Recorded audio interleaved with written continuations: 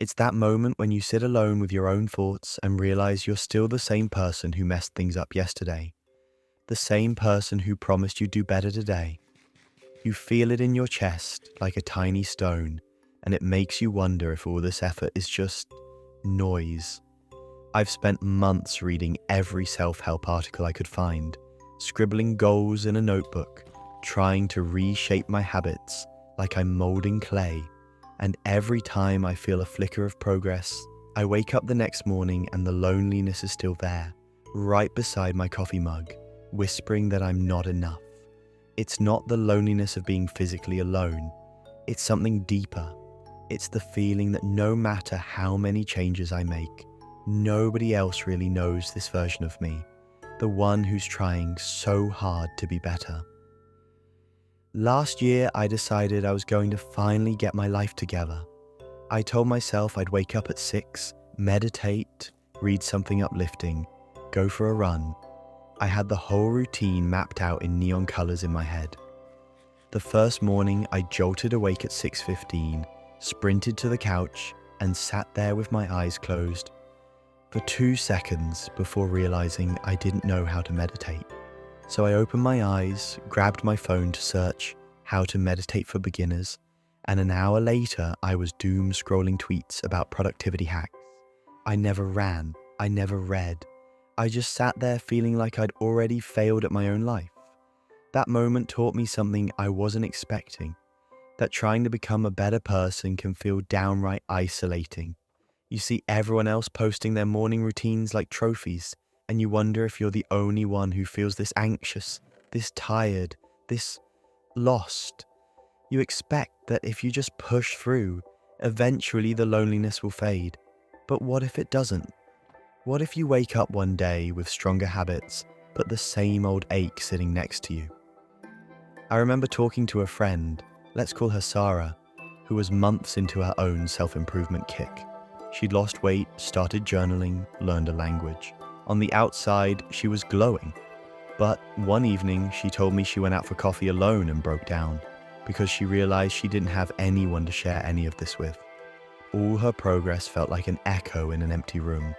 And I thought, so it's not just me.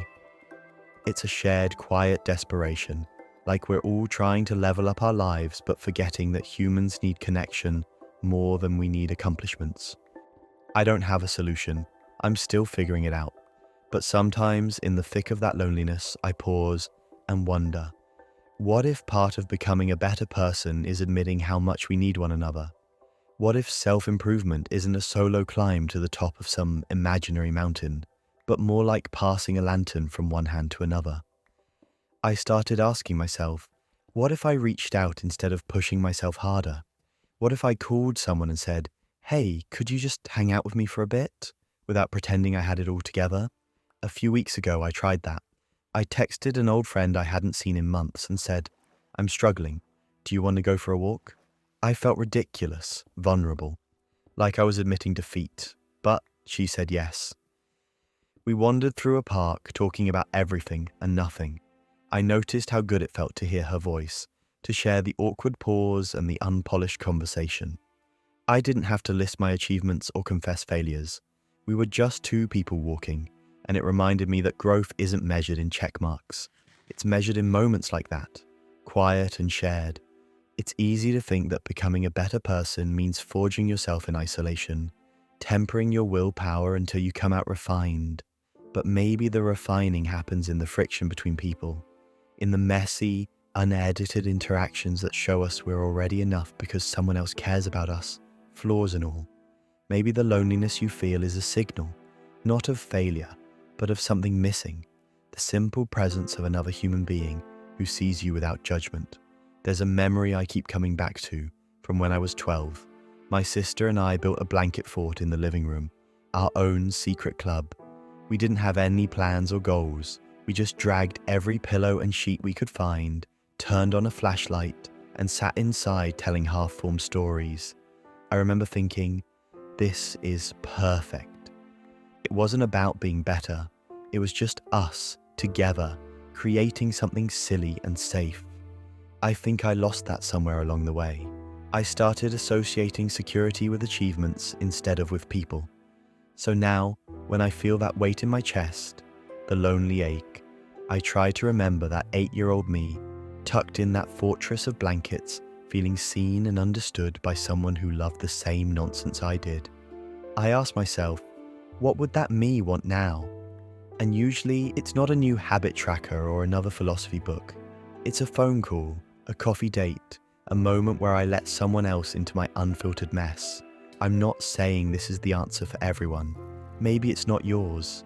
But for me, the real work of becoming a better person is learning to lean into the loneliness instead of running from it.